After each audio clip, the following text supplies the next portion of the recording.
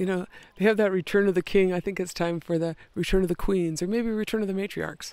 You know, I mean, I feel like there's a lot of women leaders in our territory, and a lot of us lead these camps because we know how to run camps. We know how to run large extended families, households. We know how to take care of communities, and that's really what it's about. It's how you take care of your community. You know, and our water protector community is full of really precious beings that, you know, came together to protect the water, and they need a safe place to be.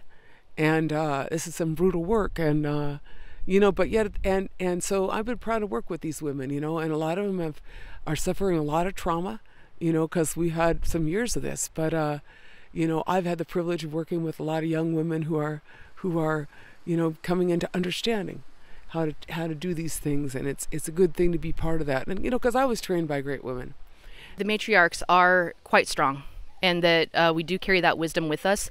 We are life givers, so we understand what it's like to have to protect this life-giving source that is the earth. Without this, we don't exist, right? And I hate to point it out, but any major form of destruction, i.e. war, has been started by men over time, right?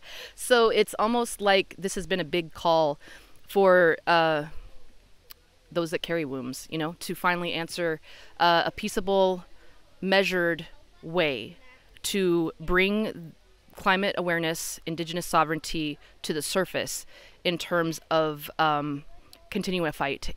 You know, for generations, you know, our women, they upheld, you know, not only our treaties, but our traditional knowledge on how to deal with crises, you know, how to come together and address issues. And we have that way, you know, it lives within us. It's traditional, it's generational, and we carry that knowledge. So when women stand up and speak, you know, we need to be brave enough to listen. So there's more than just protesting. When we call ourselves protectors, what that means is we empower, uplift, and protect all who are sacred, and that especially includes our young Two-Spirit LGBTQIA people.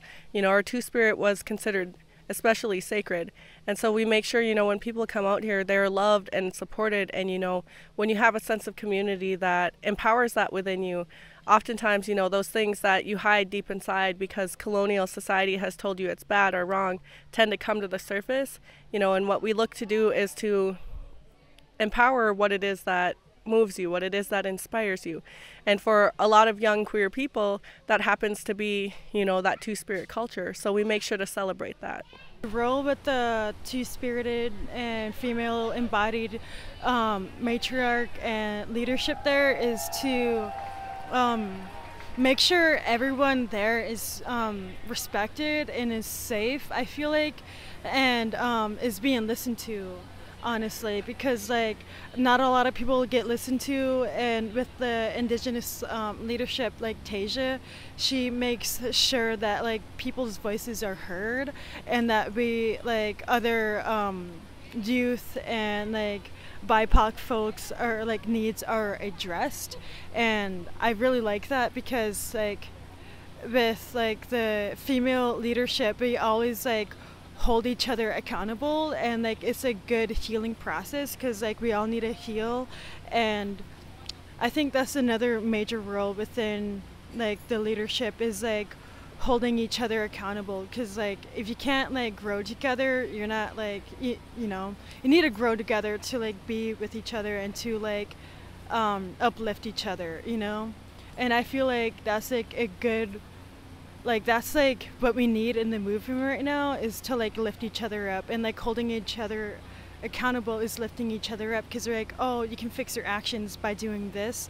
And it's actually quite amazing, the female leadership at Camp Mikizi, because like we are being listened to and heard finally after like a millennia of being silenced. And it's really powerful, because like I feel like I'm actually being heard for the first time, and that to me is very powerful, because like the home I grew up in, I didn't like have the opportunity to like speak my truth. I was always being told to be quiet and like hush up and stuff like that. So now when people are actually like kind of like listening to me, it actually makes me feel like good, and makes me feel like I'm wanted there. Well, us youth are going to be the ones who are going to inherit this earth that's in a climate crisis, and if we can lessen that damage that the older generations and just the system that we were born into, then that's something that needs to be done, because we do not want to inherit a world that is on fire, inherit a world that is facing all of these climate catastrophes. And we also want to be protecting what we have now, all of the natural things that we enjoy, like the lakes, the rivers, eating things like monomen that come off of the lakes, that our people have raised for hundreds to thousands of years.